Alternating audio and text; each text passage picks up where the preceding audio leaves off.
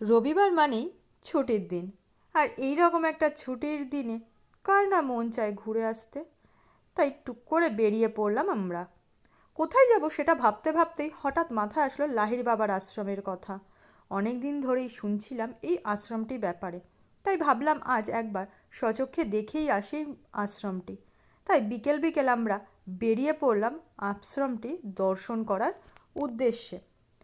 আমাদের বাড়ি থেকে আশ্রমটি যাওয়ার পথেই পড়ে গঙ্গা নদী। গঙ্গা নদীটি পার করলেই ওপারেই হুগলি। আর এই হুগলিতেই আছে লাহিড়ী বাবার আশ্রম। এই ব্রিজটি পার করলেই কিছুটা দূর এগোলেই পড়বে দিল্লি রোড। আমরা অবশ্য দিল্লি রোড হয়ে গিয়েছিলাম। তোমাদের যেতে কোনো সমস্যা হবে না, কারণ বিভিন্ন জায়গায় পথ নির্দেশ করাই আছে। তাই তোমরা খুব সহজেই পৌঁছে যেতে পারো। দেখো, কথা বলতে বলতে আমরা পৌঁছে গেলাম লাহিড়ী বাবার আশ্রমের মূল প্রবেশদ্বারে। প্রবেশ করতে না করতেই আমরা দুপাশে দেখি দুটো হাতি আমাদেরকে স্বাগত জানাচ্ছে। তার পাশাপাশি ডান দিকে স্বয়ং রয়েছেন ভোলা মহেশ্বর। তারপর কিছুটা আগতেই দেখি অনেকগুলো হাঁস মুক্ত অবস্থাতেই ঘোরাঘুরি করছে। আর তার পাশাপাশি রয়েছে নাম জানা এবং অজানা প্রচুর ফুলের গাছ। তাতে ধরে রয়েছে প্রচুর ফুল। আর হ্যাঁ, এখানে প্রচুর গোলাপ গাছও তোমরা দেখতে পারবে। আর পুরো ঢোকার প্রবেশের দুপাশেই রয়েছে এরকম সুন্দর ফুলের গাছ। আর তাতে বিভিন্ন ফুল ধরে রয়েছে। মূল প্রবেশদ্বারের পথটা সুন্দর আলপনা দেওয়া, যেটা দেখতে খুবই সুন্দর লাগছে।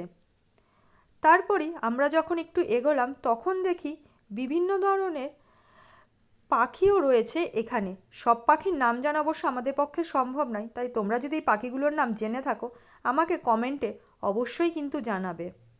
তারপর আমরা কিছুটা এগোতেই দেখি একটা পাখি। দূর থেকে প্রথমে বুঝতে পারিনি সেটা, তারপর যত এগোই তখন বুঝতে পারি সে পালক মেলে মহাল তবিয়াদে আনন্দে নাচ করছিল। তোমরা যদি এটার নাম জেনে থাকো তাহলে আমাকে অবশ্যই কমেন্টে জানিও। আর রয়েছে পালকি করে আমাদের সবার প্রিয় দেবী দুর্গাকে নিয়ে আসার দৃশ্য। ইনি হলেন স্বয়ং দেবী দুর্গা। তারপরে দেখতে দেখতে আমরা চললাম মূল মন্দির বা বলা ভালো আশ্রমটির উদ্দেশ্যে। আশ্রম তাই এই জন্যে এখানে খুব সুন্দরভাবে বিভিন্ন জিনিস সাজানো গোছানো রয়েছে, যেটা তোমরা গেলেই বুঝতে পারবে এত সুন্দর মনোরম পরিবেশ। দেখতে দেখতে আমরা মন্দিরের তথা আশ্রমটির দিকে পৌঁছালাম। আশ্রমটির ঠিক সামনেই দেখি চারটি ঘোড়া এবং তার পাশাপাশি অর্জুন এবং শ্রীকৃষ্ণকে। গুটি গুটি পায়ে এবার আমরা গেলাম মন্দিরের মূল প্রবেশের পথটিতে। আমরা অবশ্য বিকেলবেলায় গেছিলাম, তাই তখন মন্দিরের ঢুকতে দেওয়া হচ্ছিল না দর্শনার্থীদের। তখন সন্ধ্যারতির সময় আমরা খুবই ভালো একটি সময় গিয়েছিলাম এই আশ্রমটিতে।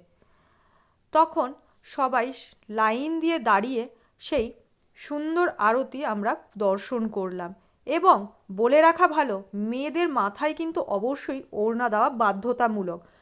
ওড়না না দিলে তাদেরকে কিন্তু ঢুকতে দেওয়া হয় না। এবং এই মন্দিরে মোবাইল নিয়ে ঢোকা নিষিদ্ধ জন্য মন্দিরের ভেতরের কোনো দৃশ্যই আমরা তোমাদের দেখাতে পারলাম না। আজকের জন্য এটুখানি। দেখা হচ্ছে পরবর্তী ভিডিওতে।